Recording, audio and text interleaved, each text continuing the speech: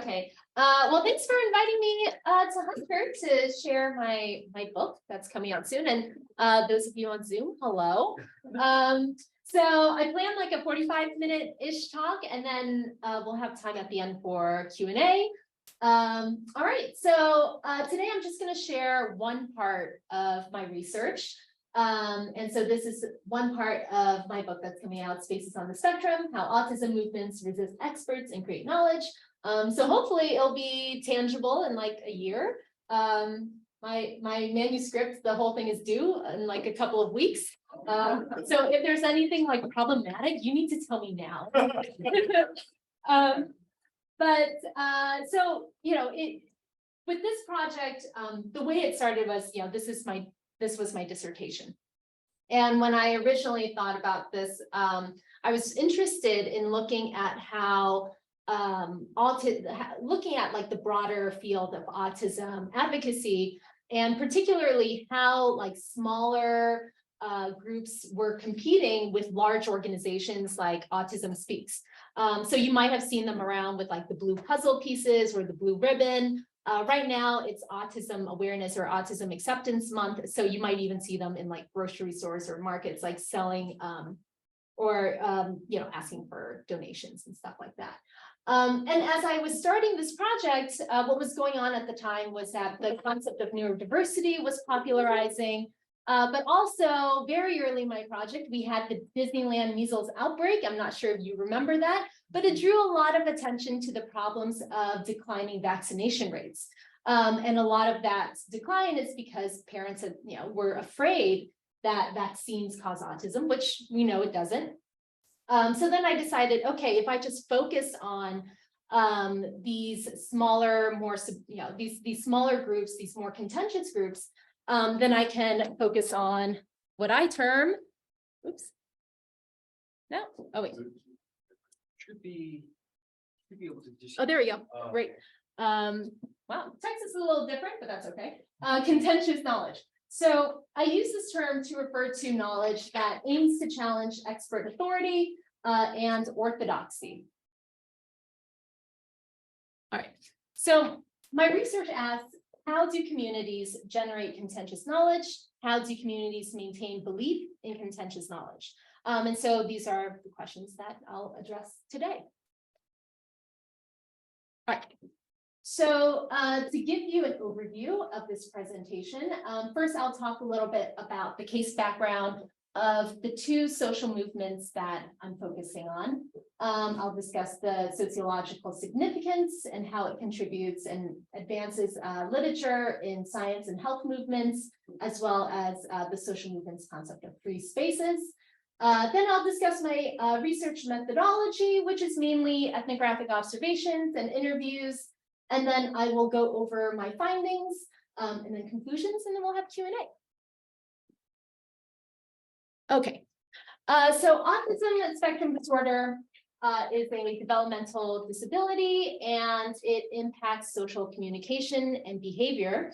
And so when I first started this project, there's some stuff missing, but that's fine. When I first started the project, it was like 1 in 68 children that are impacted, and now it's 1 in 44 in 2020. Yeah. So I take the case of autistic rights and alternative biomedical movements to explore knowledge-based resistances.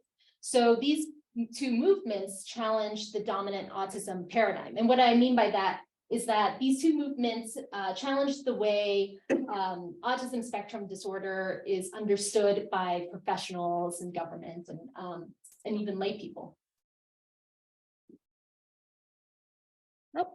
Oh, that's right, because it's an animation, right? I was like, why isn't that up here? Okay. So over the past decade, the case of autism has captured a lot of sociological interest. And it's mostly because of its growing prevalence, the multiple uncertainties that surround this condition, and its cultural relevance. So sociologists have examined autism to investigate multiple issues, including diagnostic influences, expertise and partnerships, epistemic community, and constructions of risk. So as a case, it's really rich and interesting because because there are so many people impacted, so many different people impacted. It's not just kids, it's also families and professionals. It's shaping a field. And also there's so much uncertainty surrounding what it is and what should be done. All right. So in this study, the autistic rights and alternative biomedical movements present a compelling case to explore the resiliency of knowledge that challenges expertise. So these two movements struggle over the issue of autism representation. Who gets to speak for autism? So the question is complicated because of, one, the heterogeneity of autistic populations. And what I mean by that is like how autism presents.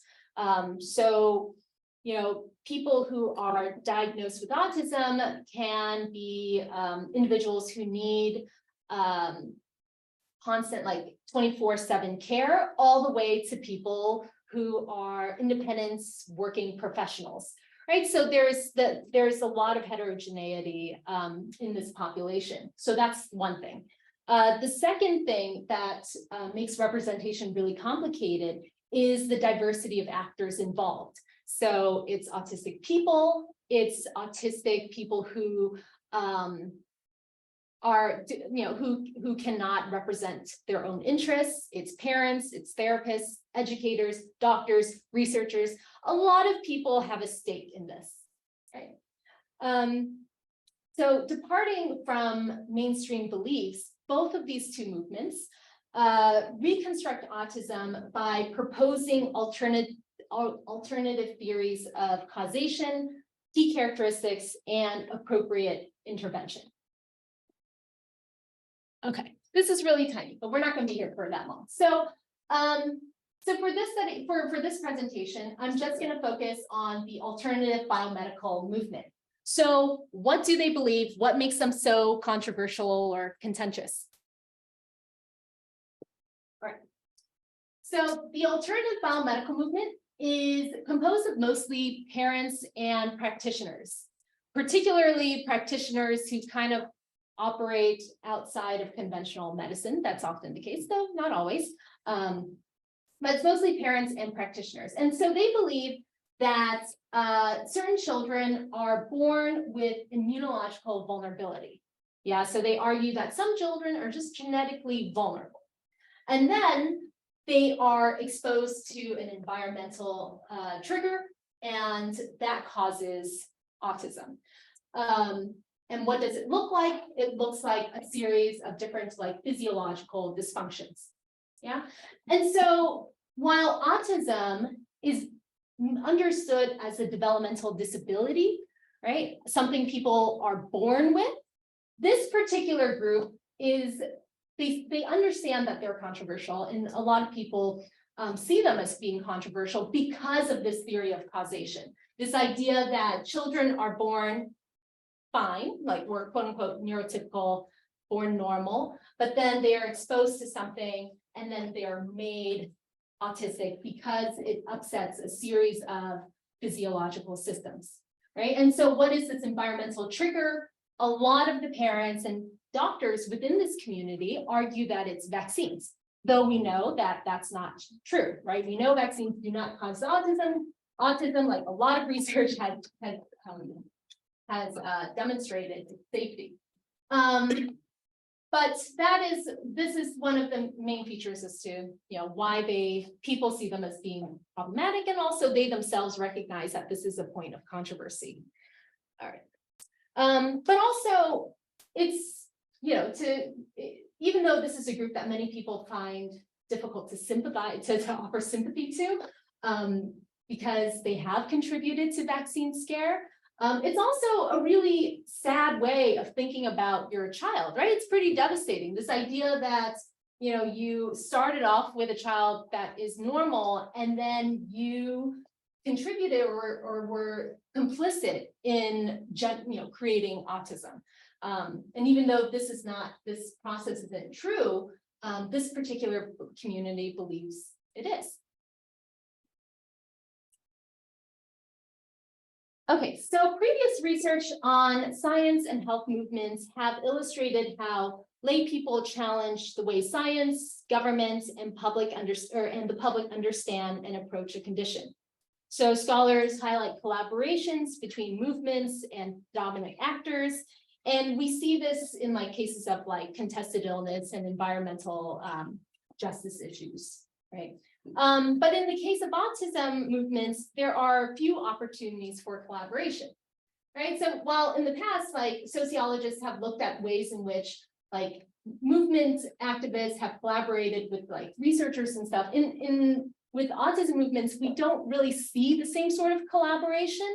And with this particular group that I'm presenting on today, it's mostly because of their belief in vaccines. And that has really tainted any relationship that they could build with researchers. And so, you know, they end up aligning with researchers who are who align with their interests, but there are very few of them. Yeah. All right. So I argue then that science and health movements serve as critical free spaces to generate and nurture contentious knowledge. So I conceptualize social movements as free spaces. And the concept was developed by Evans and Boyd, and they describe it as environments in which people are able to learn a new self-respect, a deeper and more assertive group identity, public skills, and values of cooperation and civic virtue. So put simply, free spaces are settings between private lives and large-scale institutions where ordinary citizens can act with dignity, independence, and vision. So free spaces are free from the surveillance of authority and protected from the ideologies imposed by dominant groups. So thus these insulated environments facilitate like the cultivation of identities, counter hegemonic frames and tactics. Yeah, so these insulated spaces give them the freedom to nurture ideas that otherwise are not accepted outside of their community.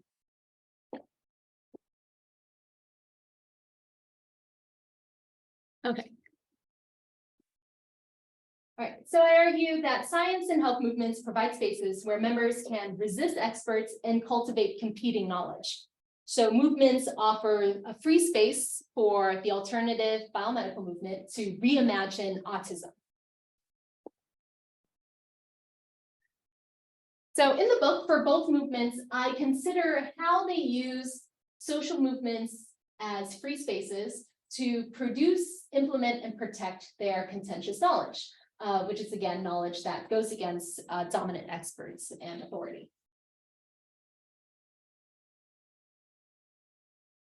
Okay, so for this study, I conducted ethnographic observations, in-depth interviews, and I did some text analysis.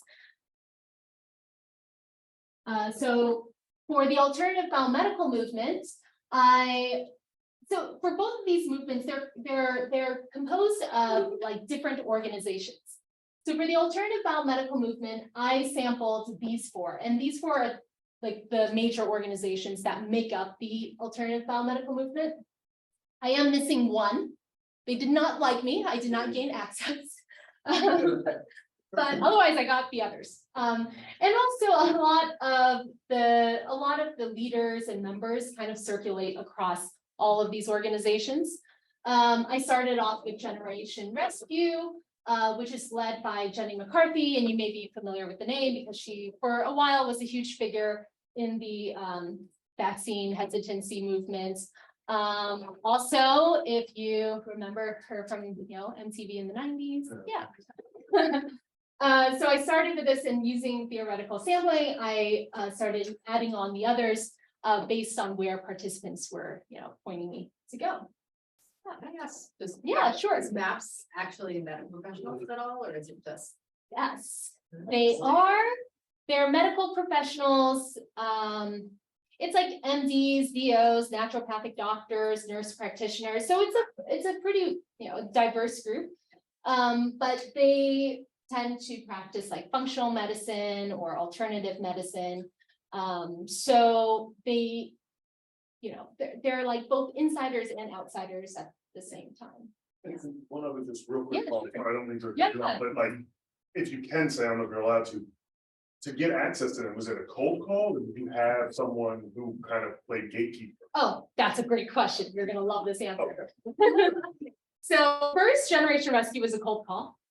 And they said, okay, you know what, why don't you come to our first annual conference? And I was like, great, this is my first year doing the project. I was really excited. So I show up and I'm like, okay, here's my plan. I'm going to meet some people. I'm going to create connections and then I'm going to snowball. And it was really difficult to do that. But then on one of the last nights, they threw a huge party and it was like a big charity golf tournament or whatever. I became friends with an elderly NFL Hall of Famer who then was like, I was invited to Jenny McCarthy's party along with some of the leaders. And do you want to come? I'm like, yeah, we're going. I was like, we're going to this. So I show up to this party at like 2 a.m. And it's all of these people who, even though they are anti-vax, they're very pro-alcohol and like they were really tired. I'm like, okay, I'm not going to collect data right now because that's unethical, but I'm going to make some friends. And then when everyone's sober, I'm going to email them and say, hey, remember me? So I got there and they're, they did not want to hear about my research, but I told them about it anyway. And I'm like, okay, this is like the most annoying thing ever. But this is my last ditch effort, right? And so that's how I got into this one, which then led me to this one and that one. Yeah, yeah. So thanks, football. Can I ask you a specific question?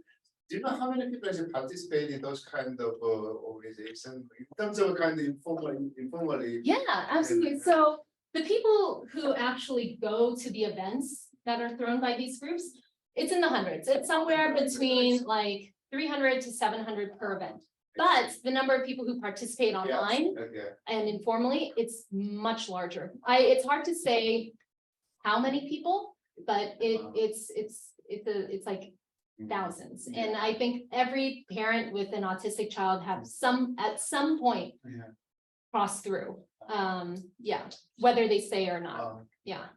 But yeah. All right. And feel free to say, I like the questions. All right, so I conducted the study with this group from starting in 2014 to 2016.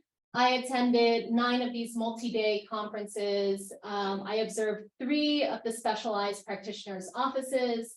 And I interviewed 31 participants. So parents, practitioners, 1 researcher, and 2 autistic advocates, which was rare. Like there were almost 0 autistic people who actively participate in this group, mainly because this group says, you're sick and you need to be cured. So it's not the most desirable place to be when you're an autistic person, but there were 2 people who believed in this theory of causation.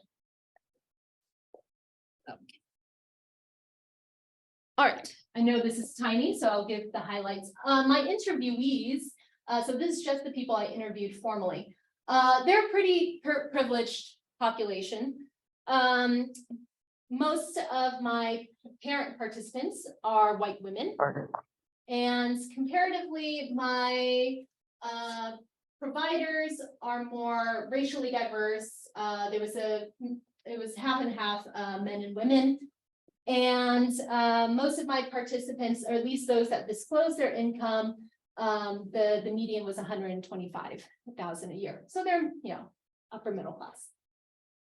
All right, and this sample is pretty representative of the community, I would say. And so, compared to other studies that looked at alternative healthcare practices, this sample aligned because it's educated women.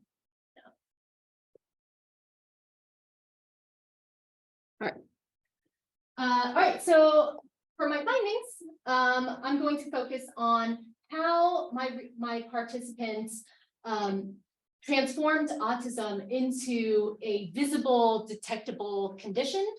And then I'm going to talk about how they leverage this in order to pursue treatment.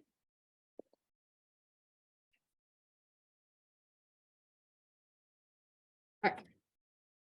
So, okay, so first I want to note that like researchers have yet to discover unambiguous, reliable biomarkers for autism, right? The way it's diagnosed is mostly behavioral characteristics.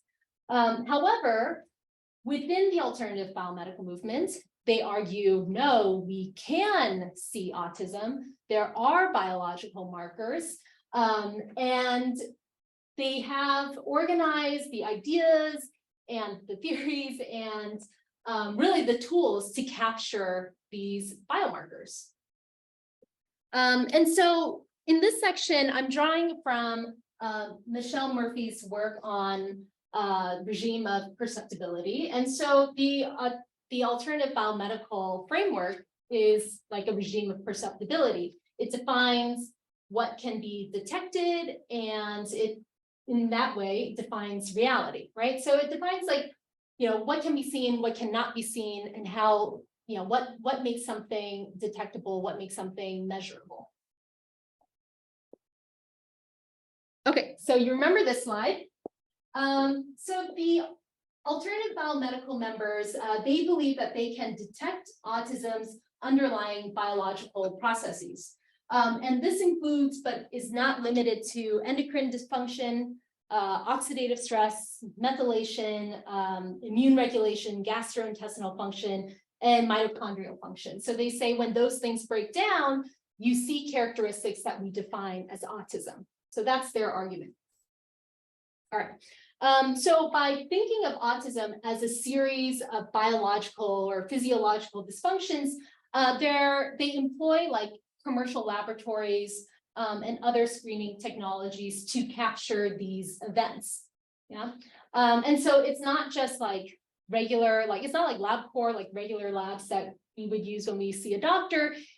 In addition to those, they also use specialized labs that do, well, they call it like functional labs. And so they measure things like, lead and mercury concentration, and it's just a ton of other stuff that is not normally offered in a typical doctor's office. Yeah. Okay. And so this way, the autistic child becomes like this resource of information, right? So the autistic child's physical body produces valuable information about, they're not things that cannot be seen and things that account for atypical behavior. Okay, so what are they actually looking at, right? So when I say they're looking at valuable information, what are they looking at? So it's mostly like blood, urine, hair, and stool. They sample these things all the time in order to better understand the biological events happening with their kid. So at a conference in 2015, it was the MAPS leader, Dr. Dan Rossignol, he was presenting on different treatments that parents can try out. And this is someone who is very particular with his words. And one of the reasons why they installed him as a leader of this movement, or I'm sorry, of this organization, is because he is very level-headed and really scrupulous. Like he's very delicate with his words and very intentional. And so he explains, some kids will hit you or hit themselves because they are in pain, and maybe they can't tell you, hey, mommy or daddy, I'm in pain. And the only way they can tell you is to hit you or hit themselves. So again, some children with autism, not all, may have self-injurious behaviors or aggressive behaviors related to gastrointestinal problems. All right.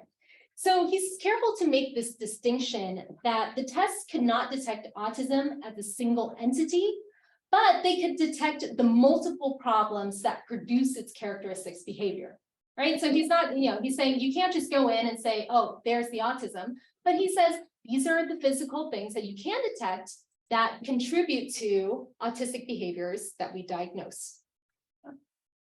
All right. Okay. All right. So in addition to laboratory testing, they also use other clinical tools to visualize autism. So imaging technologies like endoscopies, neuroimaging, provide what they believe to be a picture of autism. So at one conference, Dr. Amen claimed that he can use the SPECT scan to look into autistic brains and see what's wrong. This is not a tool that you can use to diagnose autism, but he has one of these scans. And so he's like, you know what, if you come to my office, I can scan your kid's brain and tell you what's wrong. And conveniently, I also sell the treatment for it, right? Is the scan covered by health? Oh my God, none of this is covered by health insurance. It's super expensive. Like the labs are not covered, unless you get one that is typically offered in an office and you can, work with that, but the labs are not offered. These treatments are not covered by insurance. Even seeing the specialized doctors are not, if they don't take insurance, it's cash only. And it ranges from, I've seen it go from $450 to $2,000. So. Yeah. For one visit. For one visit. Yeah. So it's really expensive. So it's not surprising that the parents, tend to be like upper middle class. Yeah. All right. Okay, so the information that is gathered helps make sense of behaviors.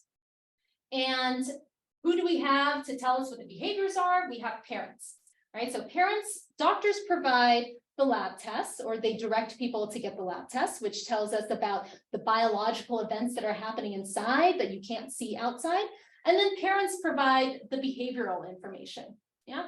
And so the labs help explicate some of the behaviors. And parents also use the behaviors to understand and get a sense of what's happening inside, right? Once they gain knowledge about and learn how all of this works within the movement framework, this is how they use it. So parents will note their children's behavior and translate that into information about their biological events. So for this one parent, Mindy, she said, she's talking about her son, and she says, he'll come up to me and he'll say, I need a hug. And sometimes he needs it emotionally, but sometimes he doesn't. Sometimes he's completely emotionally fine, but he needs a squeeze and he needs physical compression. And I can tell if he requires more of those hugs when he's been having more gloom. So it's not included in this. I had cut it out so that it's a little shorter, but she knows when he's had pizza at school based on him asking for hugs from his mother, right? And so when he's asking for hugs, she's like, oh, that's not just a child looking for affection, being in this movement. She has learned to analyze that hug or interpret that hug as him eating too much gluten and is now experiencing behavioral symptoms from that. Yeah.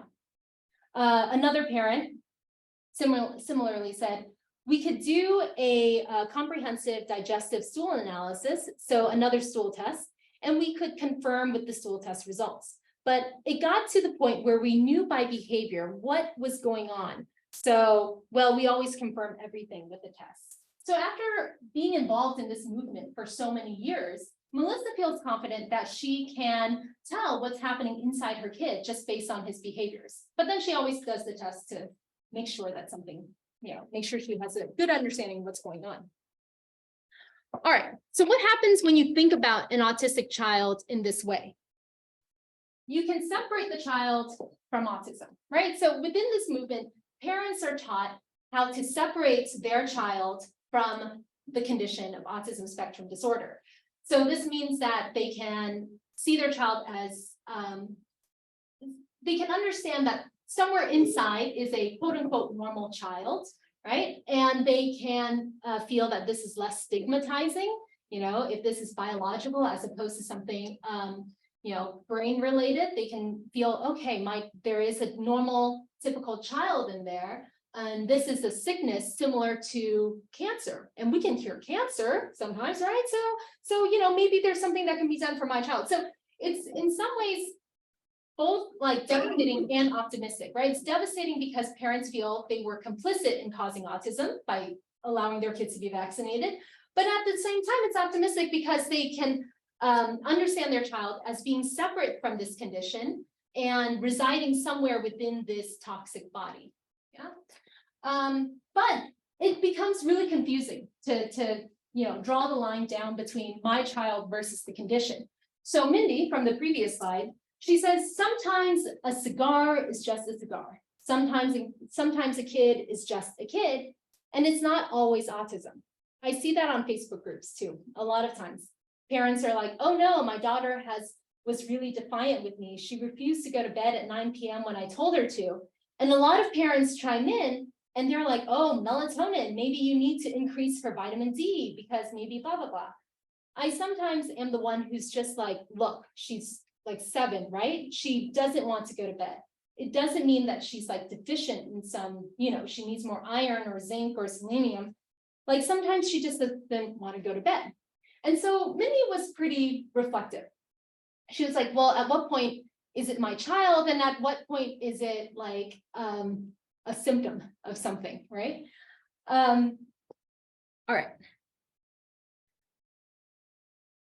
Okay, so in clinical settings, parents and doctors come together to make sense of both the behavioral and the lab information. Yeah. So Dr. Kurt Martinek explained, when I get labs, it just tells me what area in the pond to go fishing, where I'm more likely to catch something. But it's not enough treating a piece of paper. Ultimately, I'm treating a child.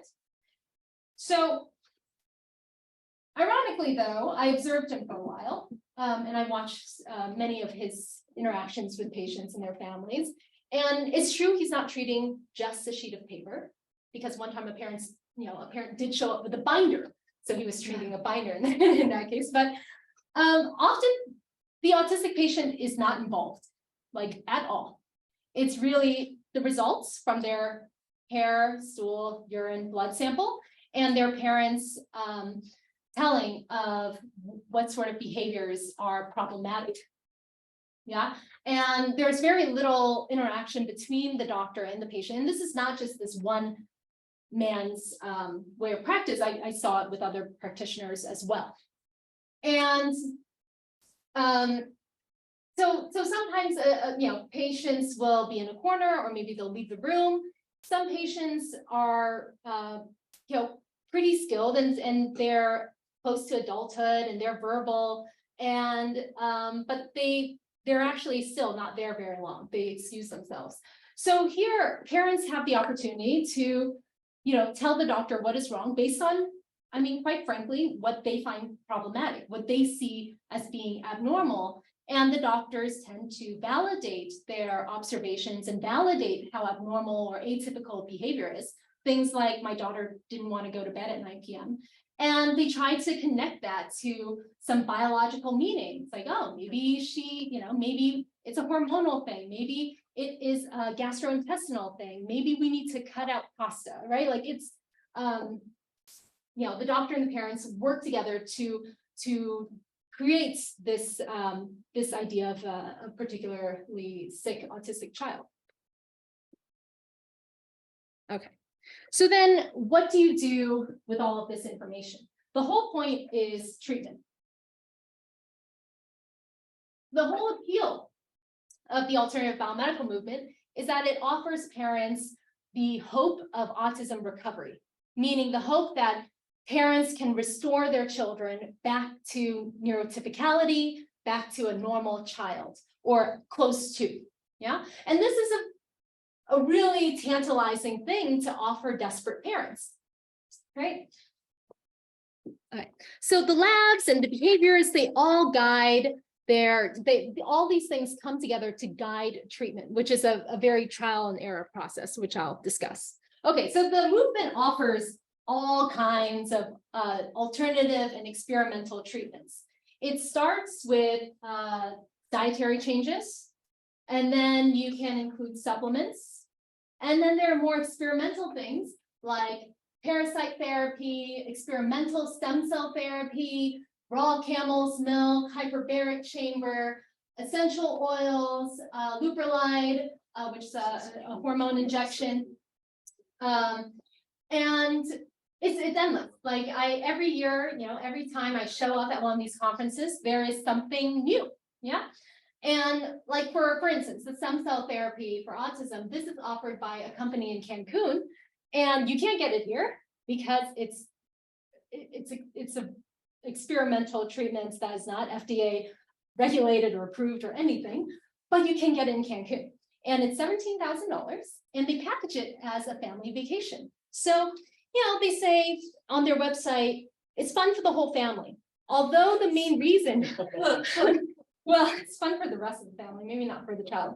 But although the main reason for the trip is to make the most out of stem cell therapy for your child, visiting Cancun can also be a great way to get away from routine and make memories with your family. Yeah. So it's like, come for the stem cell therapy, stay for the beaches and the dolphins. Like that's how they tend to frame this. It also, there are companies all over the world. Like India was another place that people were going to at this time. I think it has expanded since I left the field, but yeah, so there are a lot of treatments to choose from. And parents are encouraged to stick with it, right? Like the treatments, they claim works differently for every individual child. No child is alike. They are all injured in different ways. So it's a really fragile, delicate process of figuring out what is most appropriate for your child. So at one conference, Jenny McCarthy encouraged parents. She said, if something doesn't work, go to the next thing and really look at it like a menu. Did that and that and that. This is a menu, like at the Cheesecake Factory with 42 fucking pages. You sit there forever going, I don't know what to pick. So during this talk, she tells parents, okay, the treatment that's right for your child might not exist right now, but it might be there in 5 years. So you have to keep chugging along. And it's not cheap, right? This is a very expensive investment into something that probably doesn't exist. And so parents are trying everything from hyperbaric chambers, which cost if you were to buy your own, the soft chambers are $12,000, I think. The hard chambers are $75,000. It's costly. Even if you're just doing dietary changes and supplements, you can imagine already how expensive that is, and then adding on all these other procedures. Yeah.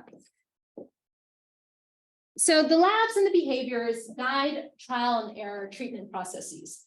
So one time, this was at Dr. Martinick's office, this mother and her 10-year-old daughter comes in. The daughter has limited verbal skills, and she was pretty placid, hanging out between the couch and crawling into her mother's lap. And so the mother points to her, looks at the doctor, looks at me and said, don't be tricked. This is not her. Because what we don't see, she says, is a child who's very controlling, who is very destructive, who's very hyperactive, and it is destroying the family, she said. She said her husband can't deal with this anymore. They don't want to deal with this anymore. So it has to be fixed right now. So Dr. Martinick's okay. So again, he's looking at the lab results. What is it measured against? It's measured against the same child. This is not information that is generalized, yeah? And also he's looking at the behaviors that the parent is noticing. And so bringing these two things together, he's like, okay, let's figure this out. He's like, well, let's try giving her Motrin. If she responds to Motrin, then maybe this is an inflammation issue.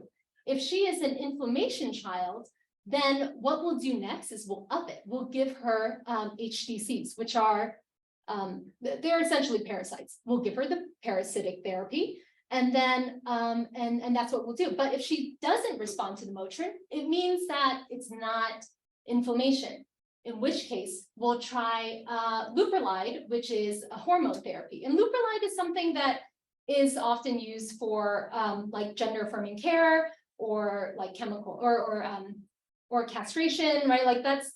It's a powerful drug. And so his idea was, well, if she doesn't respond to Motrin, we'll put her on this really expensive, pretty heavy, but not like totally permanent hormone therapy, and that will stop her from having her first period. And he says 9 out of 12 fathers love this. There's a lot happening here, but we're just gonna focus on the decision-making process.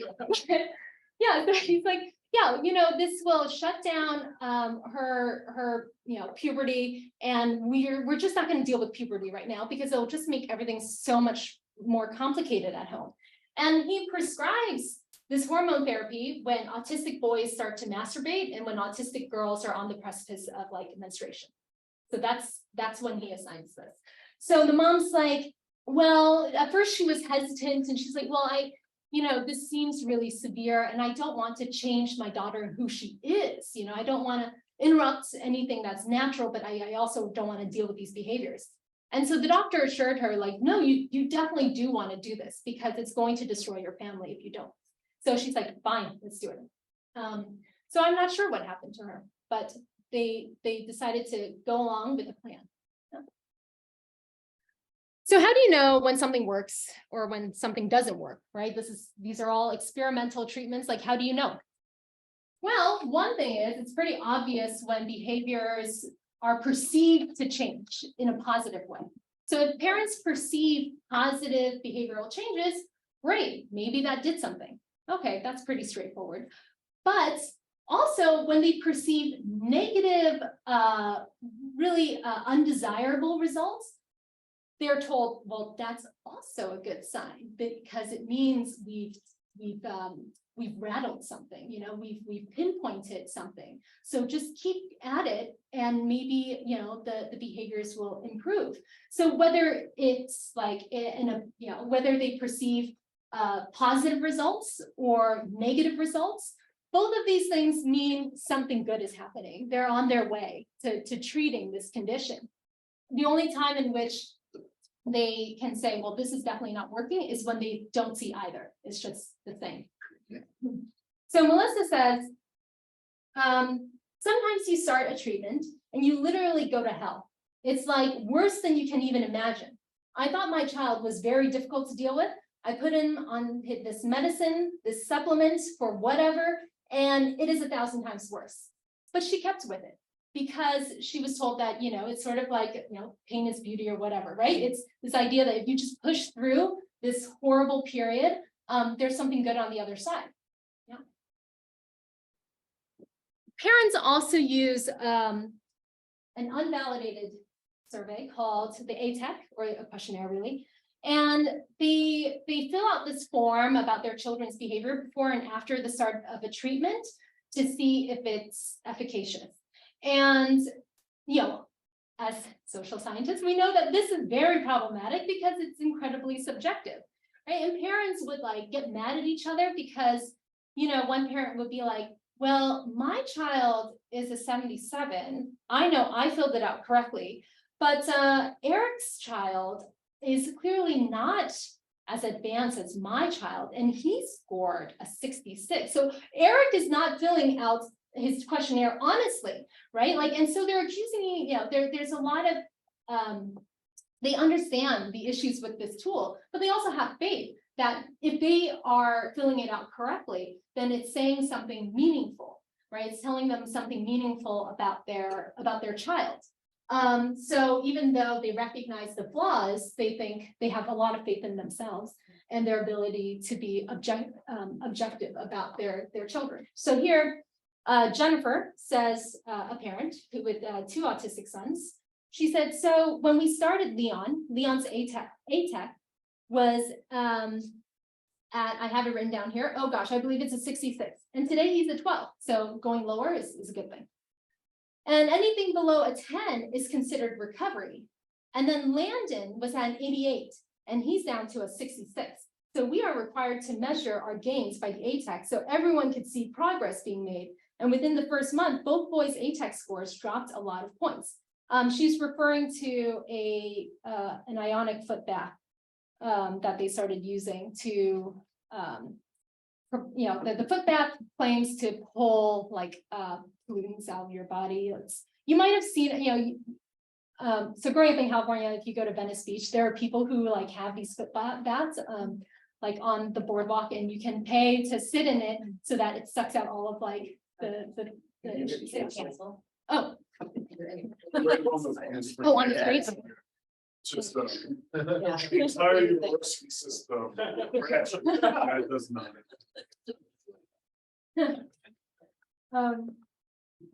So it's really difficult to tell as a parent, you know, if even as a practitioner, if something is working for the child. Also, what's working for the child now might not work later on. So it's this constant process of like trial and error, collecting lab information and collecting behavioral information to make sense of what will work for this child and help them recover. Yeah.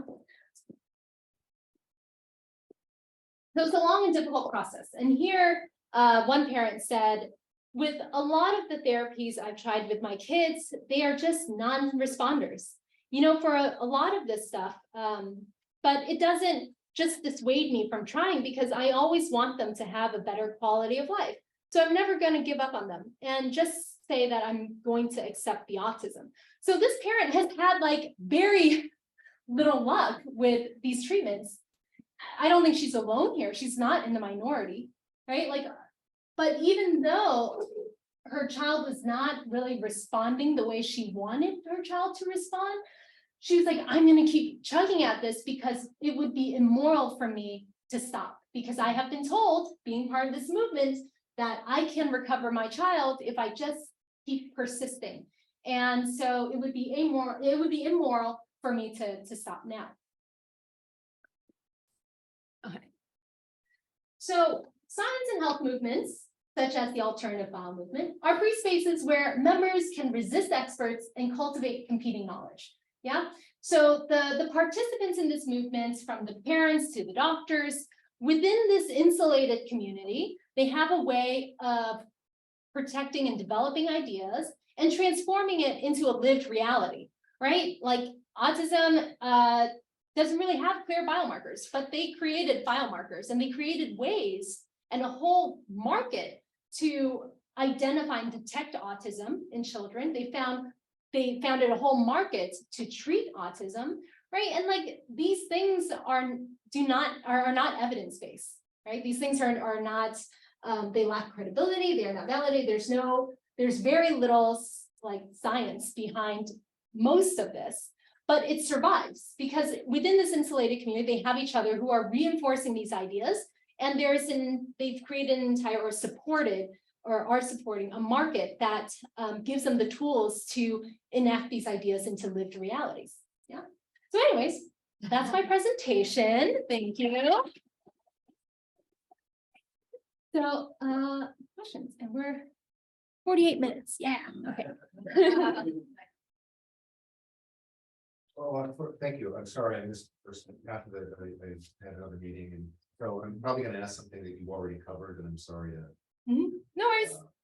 It's going to be obvious.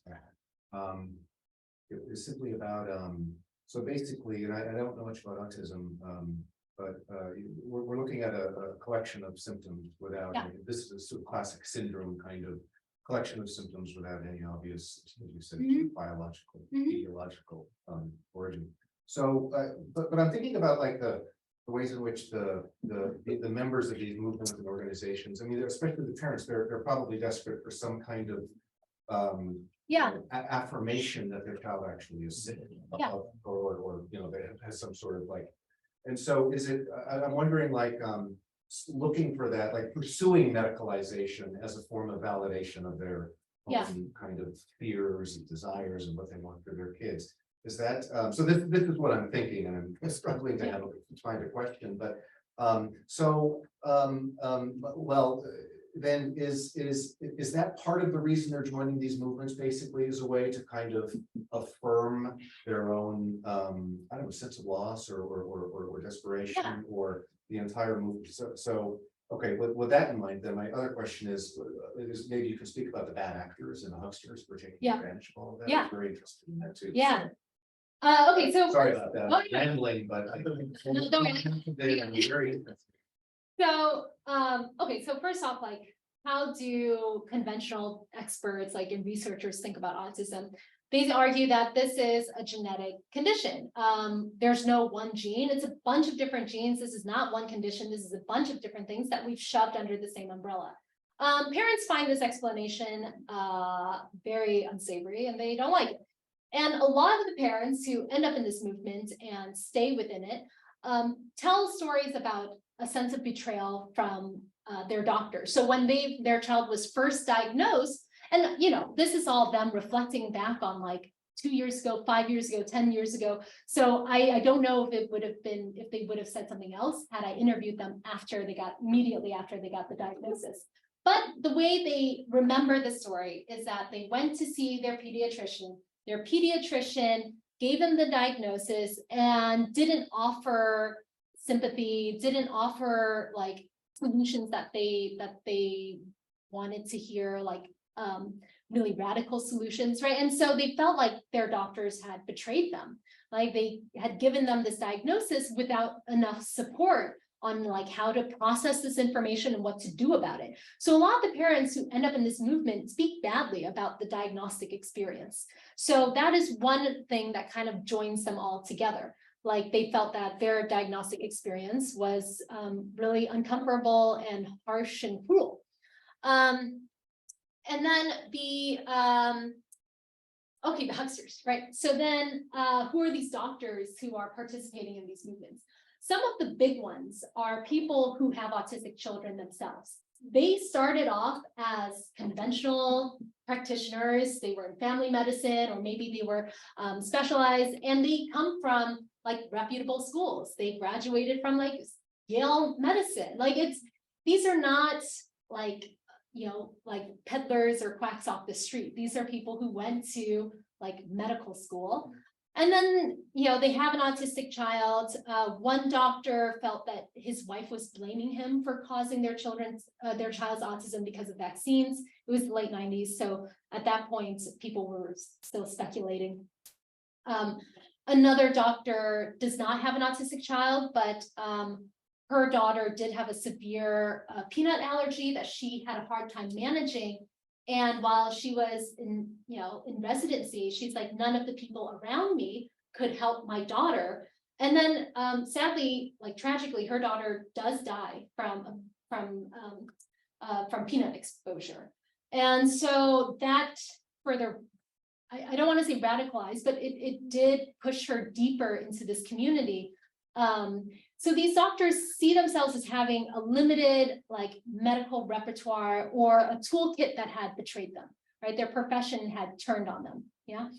So that's how people end up in these movements. And also there are, of course, people who are here because it's very lucrative, right? Like you can be here because of personal issues. You can be here because you really believe in these ideas and these theories.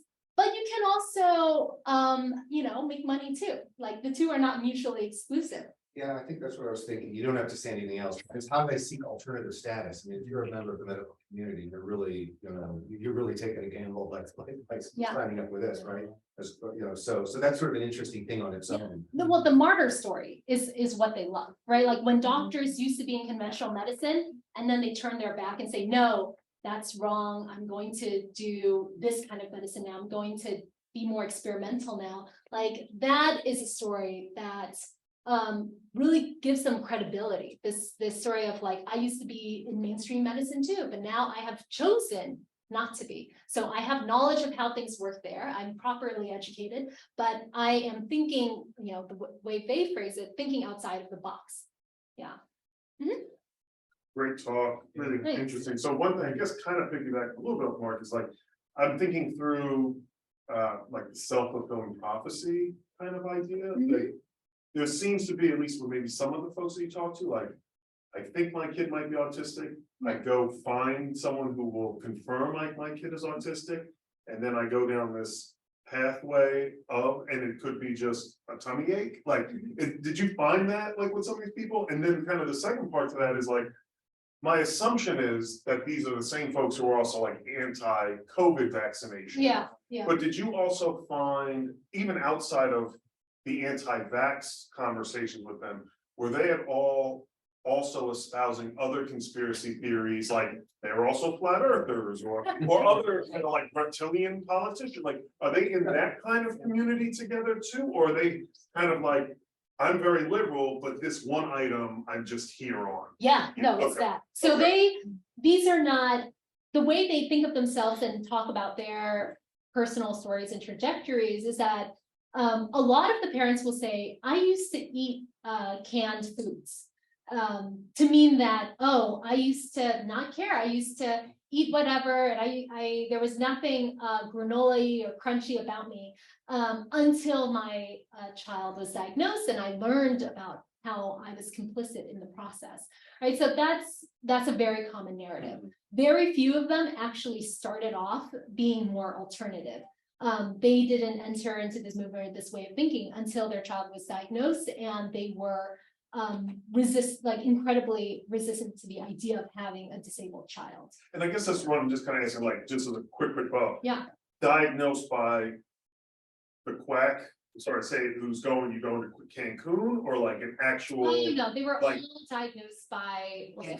regular pediatricians. Okay. It's something, yeah, Okay, it's so the kids are legitimately autistic. legitimately, yeah, like legitimately diagnosed.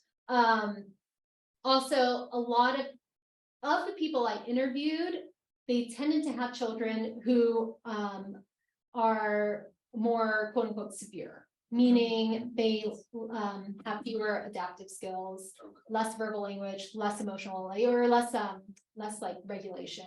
Yeah. Mhm. Yeah, this is fascinating. Great. And I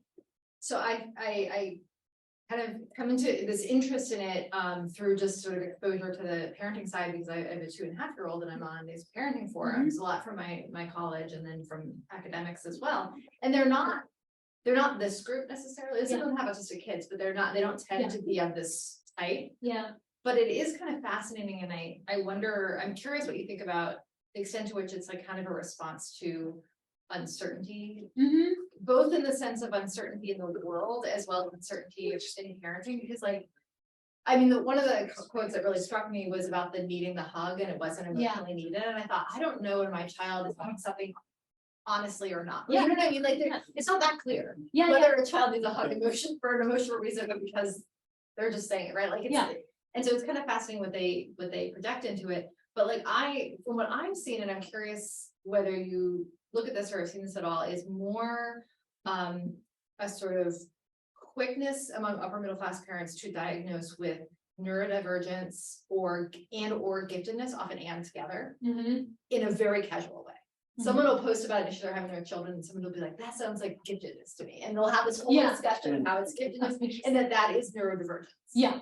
And so it's like both a problem and a benefit. And so they're not dealing with the severe forms of autism, but it is some of the autism language comes in. Yeah. And the language of like neurodivergence or at least like the popular use of it is relatively new. So I remember when I was conducting the study, which is not that long ago, like it was used more so among the autistic rights movements and in a positive way, but like parents were not using neurodivergence in a good way at all. And that's relatively like recent. But yeah, these parents, I wonder that too. And I was going back to the interviews to see if they were entering into these movements or exploring these movements because they just didn't like the idea of them. They couldn't handle uncertainty of what's going to happen to their kids in the future.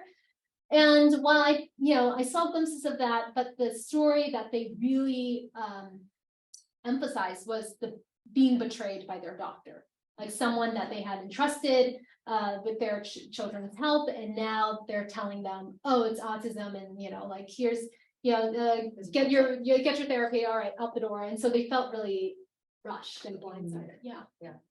Mm-hmm. Did you interview anyone that had been in the alternative movement and then moved into like the other side of autism acceptance, or even I wish I did, but with the way with my method of like snowballing, I was interviewing like the people who were really in it to win it.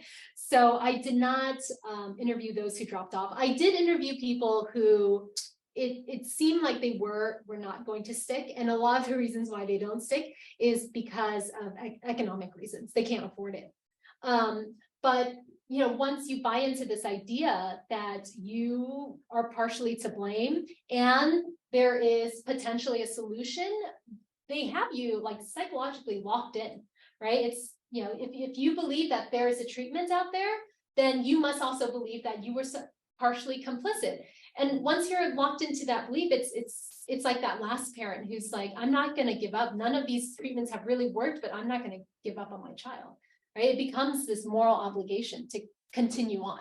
Yeah. So you mentioned that like a lot of people that have children that receive diagnoses of autism get some exposure to this because of the kind of visibility now of this alternative movement. Did you speak with any parents or people with autism that kind of had certain conceptions of this movement that maybe hadn't gone through it but hadn't seen it or had exposure to it? And yeah, so okay, so with this movement, you know, when parents, as any of us would do, like, you know, when you have a condition or something, you go on the internet and you scour the internet for information, right?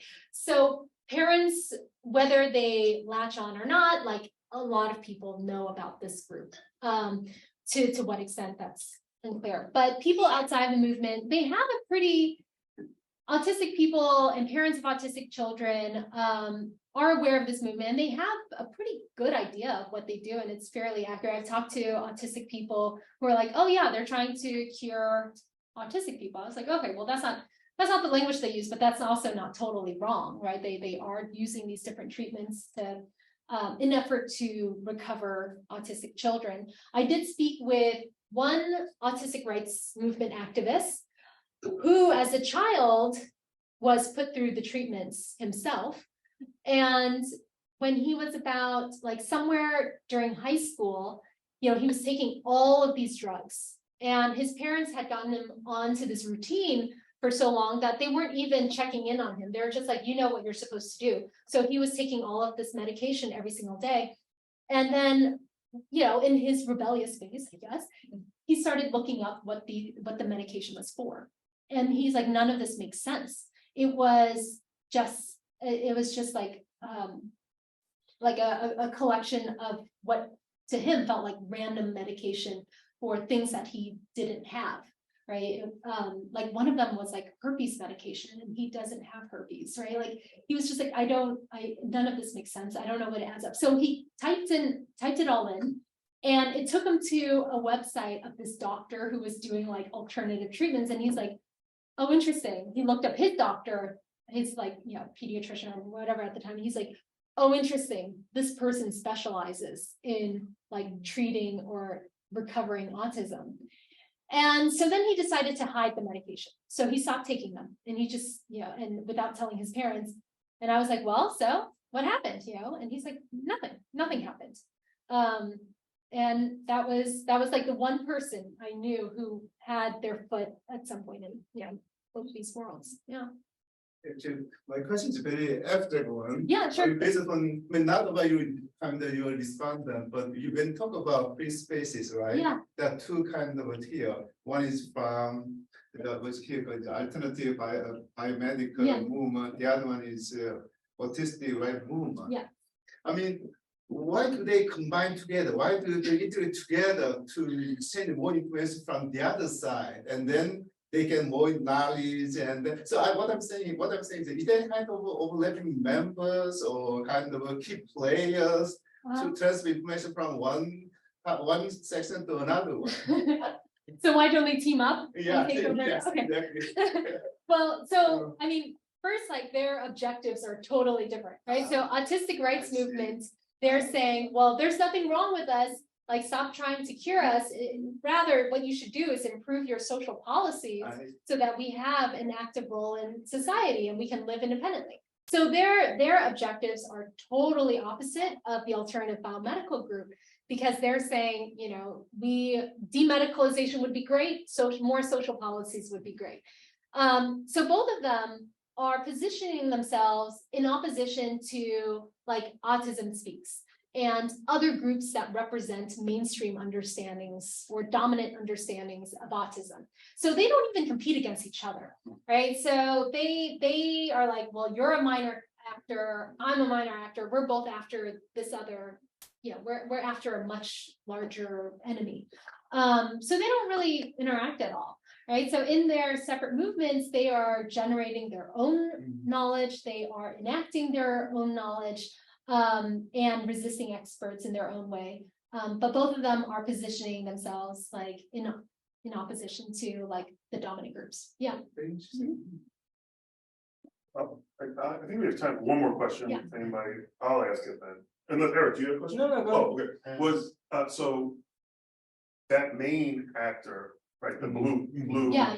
what is their objective? And then I guess this is gonna be, hope it doesn't come across as an ignorant question, I just don't know. So how does someone get autism? Or is Yeah. it, or like, do we know that? Yeah, that's a great question. Yeah. So Autism Speaks, at one point, they were like radical and contentious too, right? Like, so parents had to collectivize to move researchers, right? And the reason why researchers are focused on genes and like the genetics of autism is because of parent advocacy.